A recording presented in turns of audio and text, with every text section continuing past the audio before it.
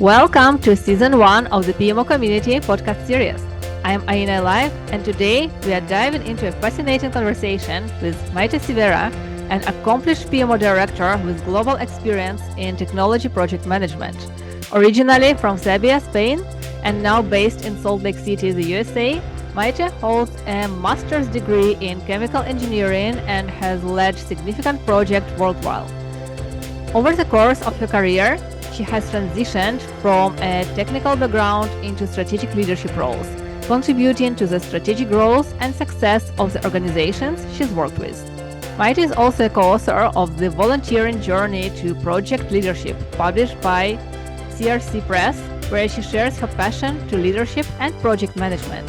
And in today's episode, we will explore how Mayte challenges the outdated perception of PMOs and transforms them into strategic drivers within organizations. The critical role of project governance in driving organizational alignment and success beyond just processes. The rise of the Chief Project Officer role and how it differs from traditional project management in terms of influence and leadership. The importance of continuous education and practical steps PMOs can take to foster a learning culture. How AI and technology are revolutionizing project management and which tools PMO leaders should be exploring today. Join us as Mayte shares her invaluable insights, practical strategies, and experiences that will inspire PMO leaders and project managers alike. Hi, Mayte. Thank you very much for joining this podcast. I'm very excited to talk to you today. Thank you for having me. It's such an honor to share a little time with you about a common passion that is PMO. So thank you for having me. Thank you again, Mayte. So let's start sharing the common passion. And I would like to ask you about the redefining the traditional PMO role. So, Mayte, in your chapter, you challenge the outdated perception of PMOs as bureaucratic.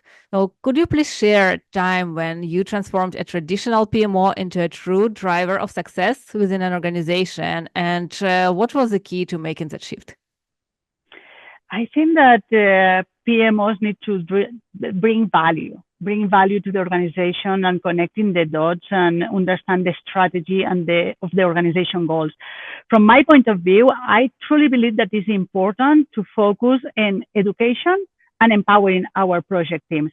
For example, a PMO leader can create a mentoring system where the PMO members or the project managers work all together and work in the challenge and we provide them the tools that they need to work better. Another example can be to push in our organization the use, as you mentioned, of artificial intelligence tools to create nodes that saves project managers a lot of time. And also, I believe this leads to the thought that we see PMO as a strategic partner, not a bureaucratic entity, because as you just mentioned, the purpose of the PMO is to bring value. So again, referring to your article, you argue that PMOs should be seen as strategic partners. So how PMO leaders ensure that they're involved in high-level decision-making and seen as critical to drive an organizational success?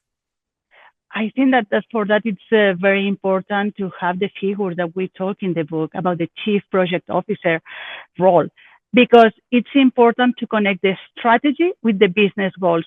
Unlike traditional project managers, program or portfolio managers, the Chief Project Manager should be the role that directly reports to the CEO and has a seat in the executive table. And you can call it Chief Project Officer, an SVP, a VP, doesn't matter what is the title, but because that truly depends on the organization and the roles.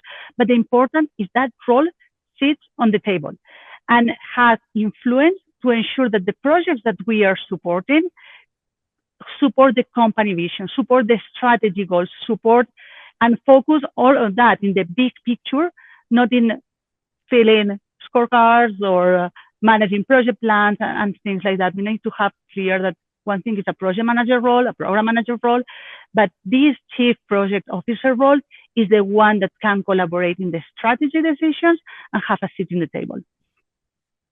Yeah, and I have many cases from my professional life when I've been coaching project managers And these people are definitely very high level professionals, but when it comes for them to go to the stakeholders and especially to C-suite and to communicate the strategy or communicate the solutions to the risks we have, most of the time they felt lost or they didn't have enough training or coaching or like vision how they can do it. So, like the purpose of our book is to reiterate and kind of to vouch for the role of the chief project officer and the importance of the role. So, thank you, Mayte, for bringing it up.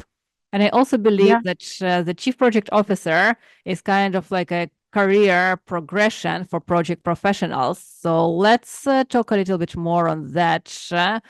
Maite, why do you believe that it's critical for PMOs to provide clear career paths for project professionals? And also, could you give an example of how structured career progression has improved for like both individual and organizational success?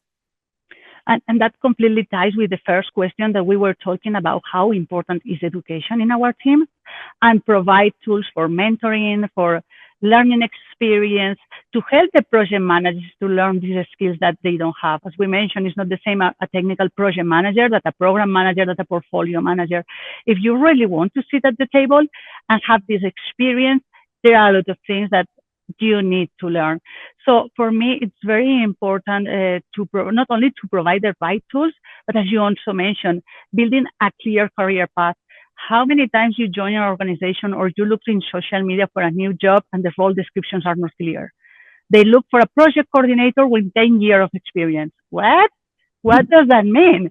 Or they look for a senior project manager with 2 years of experience. I think that we can influence in our PMO leader roles to the organizations to create clear career paths where people and that helps also our teams because they are motivated. They know what is later, what is after. Maybe you have a project coordinator role, project manager 1, 2, 3, and after you have a program manager, portfolio manager, a PMO director, whatever are the roles that fit your organization. But defining a clear career path is not only good for the organization, it's also good for the growth of your team members because they know what is next. And you have clear role descriptions and they will understand what else I need to do. What else? Do I need a certification? Do I need to learn something? It's more a stakeholders engagement more than being a scheduler. So all of that helps to not only the PMO leaders, also to the organizations to grow.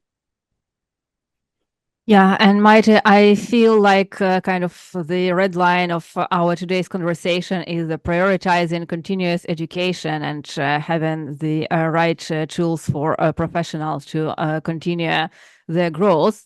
So let's maybe talk a little bit more of that. And what do you think? Like, how can PMO create a culture of continuous learning, and what practical programs or initiatives have you seen work well in this area? So I think that it's very important to have a growth mindset and also to understand what is your budget to support your teams. So a lot of times we really have a lot of ideas. There are a lot of cool conferences that we want to send our teams or amazing books that we want that they read to grow. But where is the time? Where is the budget? How many times did you feel that in your organization? How many times you said, wow, there is this amazing conference or there is this amazing training, but you cannot send all the organization. So one thing that I recommend to the people to do as a PMO leaders is a schedule to have some dedicated learning time. It means what if you block in your team 1 hour a week, only 1 hour that it's a block in the agendas for learning something. And each of the team can use it for reading a book, to participate in a free webinar or things like that. It's always trying to explore and support your team to grow. And doesn't matter if you have a lot of budget, because there are organizations that have a lot of budget and can send all the teams to big conference or big trainings and things like that. But we need to get creative. How many budget do I have? How many people I am leading, and how to connect the dots to continue the support and the growth to these project managers. So that's one of the things that I want to highlight. The second one is that there is always people in your teams willing to share their knowledge.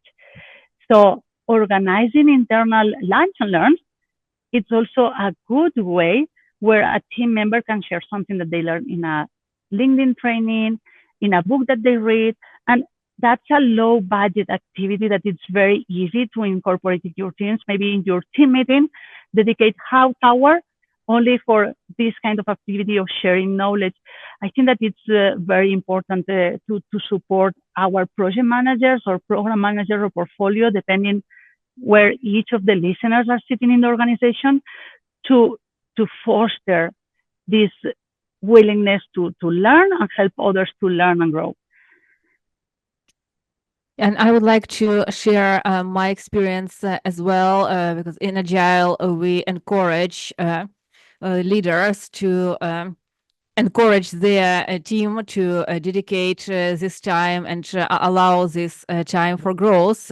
So, like from my experience, what is the easiest way to start growing this mindset? We established Wednesday wisdoms.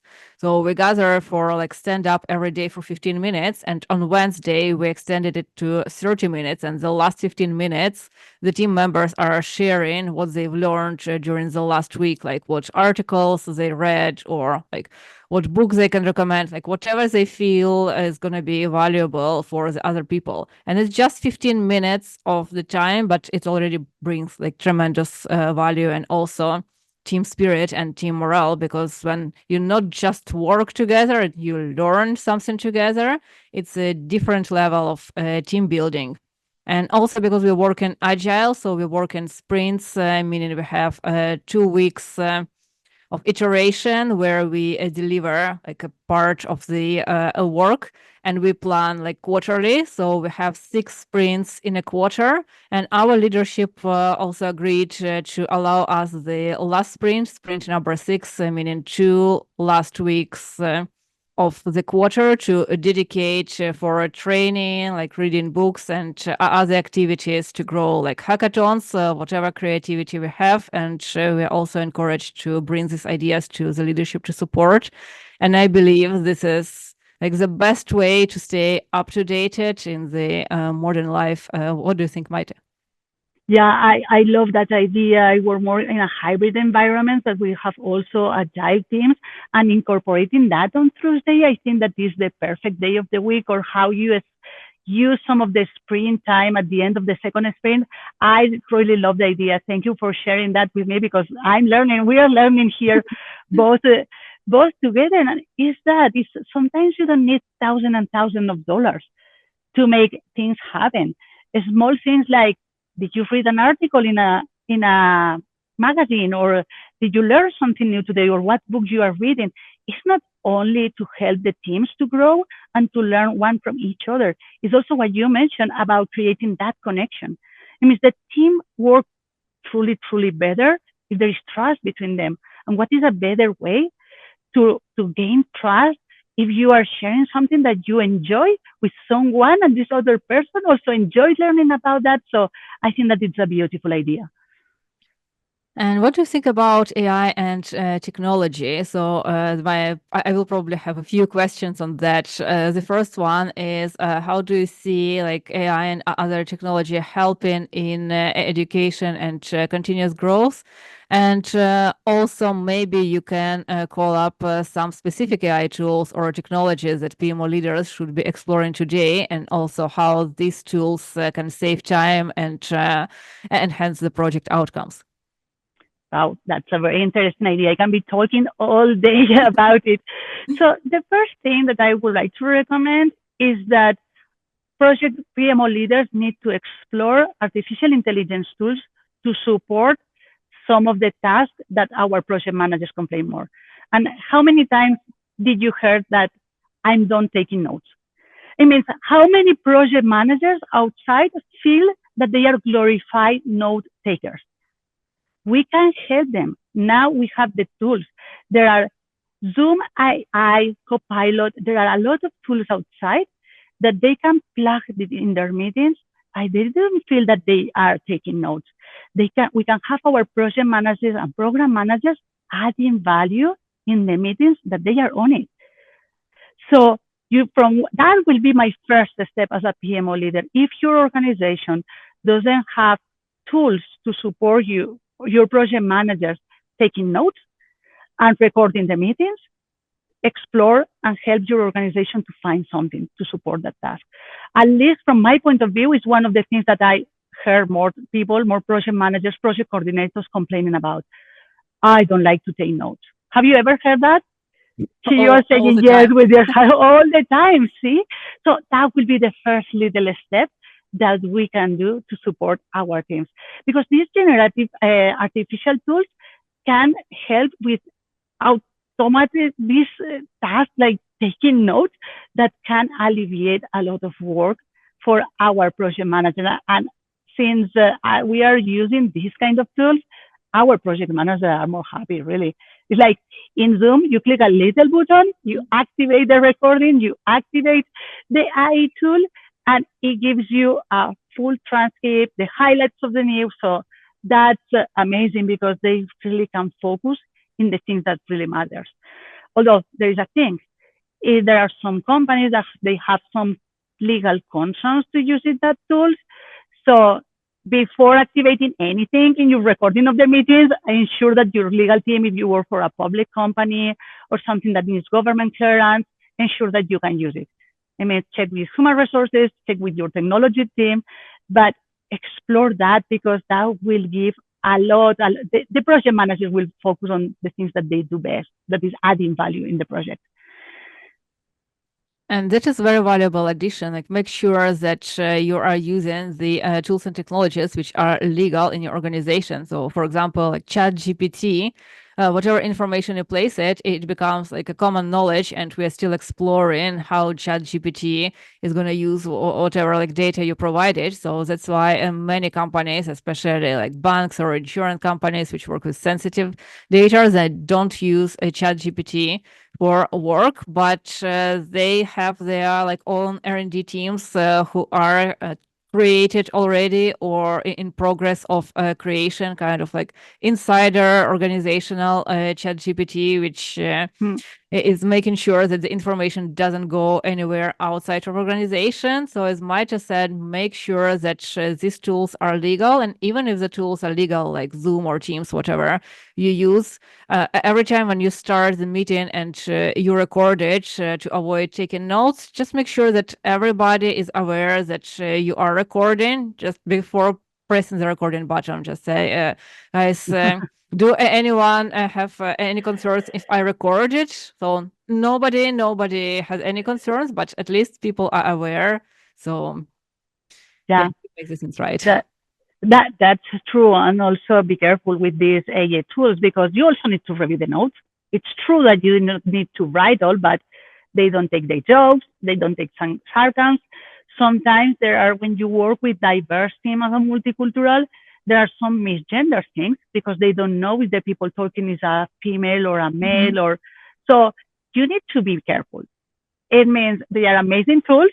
You can have 1 hour meeting fully transcribed, and now is when the human part participated. Now is when you are going to review that, add value, reviewing these notes, correcting the small errors, and highlighting the things that are important because nobody's going to read 1 hour transcript. So how you are going to add value using tools, but at the end, doing what you really do best as a project manager or as a PMO leader, adding value. Absolutely. And we are working on the projects as humans for humans, not for AI, not for any other tools. So we are providing the value for humans at the end. So our technologies are here to help us, but we cannot just fully dedicate everything to the technology. So as Mayte said, at the end, we need to provide our final human touch. Yeah, that's true. Think about having a toolbox. And in your toolbox, you can put your Scrum certification, your Agile certification, your PMP, your PM, whatever certifications you have. But that's our tool. So now you are going to learn about artificial intelligence. Artificial intelligence and generative artificial intelligence is the hot topic right now. So as we want to grow and as we want to learn, we need to learn about that. But it's another tool that we are going to put in our toolbox. It's not something that is going to replace us. It's not something that all the people is going to be laid off because artificial intelligence. No, but you need to take advantage now and learn. And there are a lot of, for example, PMI offer some membership benefits, and there are three, I think that is three artificial intelligence courses where project managers and PMO leaders can learn and how to use properly the tools, how properly use the data, and how make the best of that tools for us. So I highly recommend these three trainings for the people for the listeners that are PMP certified, that it's completely free, and those courses are amazing. It's a good start, really. Yes, I've done two. I'm looking forward to do the third one. And yes, I agree. At least the first two I've done, they were great. And if you just started learning about ChatGPT or any other tools for AI, so go to the PMI, and these courses are free. So you can at least get a taste and then maybe continue with something you want to explore more. So thank you, Mayte, for a recommendation. Yeah, you're always trying to learn something. And as I mentioned before, our budgets are not limited. So we need to understand what is outside and how to help people to grow without spending a lot of money. Yeah. And thanks again, Mayte. And thank you all for tuning in to the PMO Community Podcast for this enlightening discussion with Mayte Sivera. And a special thanks to our volunteers at the PMO Community Podcast for making this episode possible. Stay tuned for more captivating insights and interviews in our upcoming episodes. And don't forget to follow us on social media to stay updated. And if you find this episode valuable, please remember to like and share it. Feel free to reach out to me, Aina Live, on LinkedIn with any questions or requests. And for all of the latest updates, make sure to follow us on our social media, such as LinkedIn, the PMO Community page, Podbean, Spotify, Apple Podcasts, Samsung, and Amazon Music. Stay tuned.